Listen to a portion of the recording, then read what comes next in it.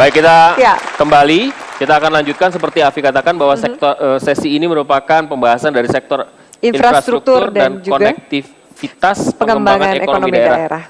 Kita akan langsung kita lemparkan kepada floor. Silakan giliran yang ingin bertanya. Silakan Bapak. Terima kasih. Selamat malam Pak Prabowo Subianto, calon Presiden Republik Indonesia, dan Muhammad Hatta Rajasa, calon Wakil Presiden Republik Indonesia. Saya Adolf Alpius Asmuruf, Ketua Umum Kadin Provinsi Papua. Yang saya tanyakan, problem konektivitas dan infrastruktur menjadi kendala utama bagi pembangunan ekonomi di Indonesia Timur. Kadin berharap untuk mempercepat hal tersebut di atas, harus dilibatkan pihak swasta. Selama ini yang terjadi selalu dimonopoli oleh badan usaha milik negara. Bagaimana menurut Bapak, pendapat Bapak dan tanggapan Bapak? Terima kasih. Iya, langsung silakan. Terima kasih. Peran swasta memang harus kita dorong. Saya kira 3 hal penting yang harus kita lakukan. Pertama, semua pembangunan infrastruktur yang secara commercially viable jangan disentuh APBN lagi. Serahkan kepada swasta. Apabila secara economically viable, commercially not viable yet, belum viable, pemerintah bisa memberikan viable gap fund. Sehingga swasta kita berperan di dalam pembangunan infrastruktur. Dengan tingkat keekonomian yang cukup. Pemerintah harus menjaga IRR-nya. IRR inilah yang dijaga agar swasta kita dapat berkembang tumbuh. Tidak hanya pada sektor real saja, tapi sudah bisa masuk ke dalam infrastruktur. Yang kedua, jangan pernah ada monopoli. Oleh sebab itu, kalau ada penugasan kepada BUMN, hanya yang betul-betul bersifat spesifik, mendesak di frontier area, dan memerlukan kecepatan yang tinggi. Itu pun kalau kita perlukan. Selebihnya, open tender secara fair, terbuka, dan berikan dorongan kepada swasta nasional kita lebih baik lagi dengan menggunakan teknologi-teknologi dalam negeri kita sedapat mungkin, sebanyak mungkin, dan juga sedapat mungkin memberikan pembiayaan-pembiayaan melalui skema-skema public-private partnership yang memungkinkan swasta kita bisa masuk ke infrastruktur. Dan saya sungguh meyakini apabila pembiayaan ini kita perhatikan dengan serius melalui skema yang kita atur dengan baik, public-private partnership, maka saya sungguh meyakini akselerasi pembangunan infrastruktur, connectivity terutama di luar Jawa akan terdorong lebih cepat lagi pembangunannya. Saya sungguh meyakini itu. Terkait connectivity, nah, connectivity ini adalah sesuatu yang sangat vital. Indikatornya harus kita bisa ukur, yaitu turunnya ongkos logistik, barang, dan jasa, serta orang. Disinilah pentingnya kita membangun infrastruktur yang agak agresif. Karena kalau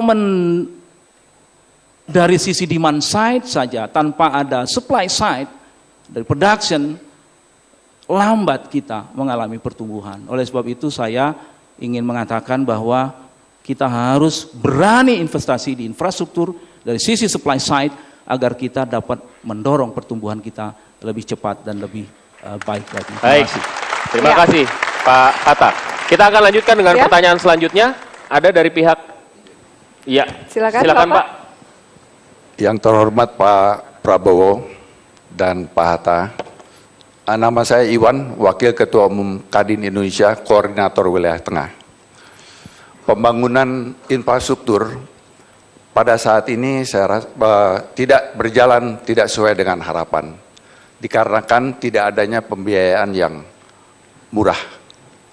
Kadin menyarankan adanya satu lembaga bank khusus untuk infrastruktur.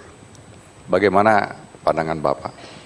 Yang kedua adalah dalam pelaksanaan pembangunan kurang terjadinya satu koordinasi yang baik karena adanya ego sektoral. Untuk hal tersebut, Kadin berpikir adanya satu lembaga yang mengkoordinasikan dan langsung bertanggung jawab kepada Presiden. Itu, terima kasih. Silakan dijawab. Baik, terima kasih Saudara Iwan. Kami setuju dengan pemikiran Bapak ya tentang bank infrastruktur, dan kami juga setuju dengan ada lembaga atau badan ataupun nanti koordinator pembangunan infrastruktur yang langsung di bawah Presiden. Jadi itu salah satu masukan yang sangat baik dari Kadin. Terima kasih. Masih ada kesempatan, silakan mau ditambahkan.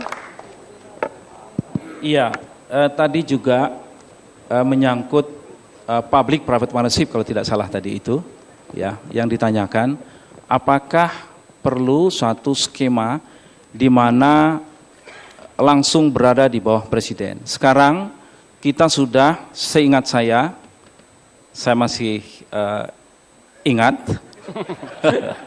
mantan Menko, salah satu hal yang paling penting di dalam proyek-proyek infrastruktur yang dibiayai public private partnership adalah pertama, desainnya atau studinya harus mantap betul.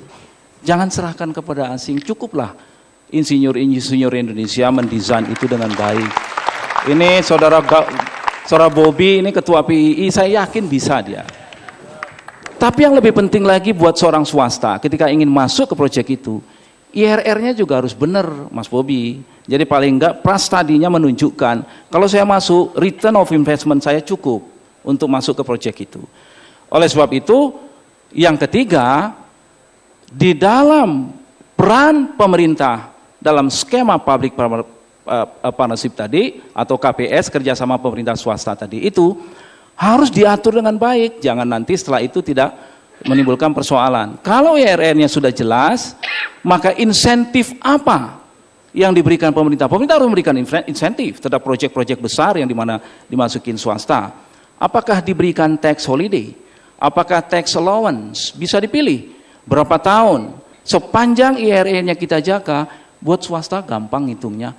Dan kalau IRR sudah ini, financingnya juga relatif lebih mudah. Apakah mau offshore loan, apakah domestik.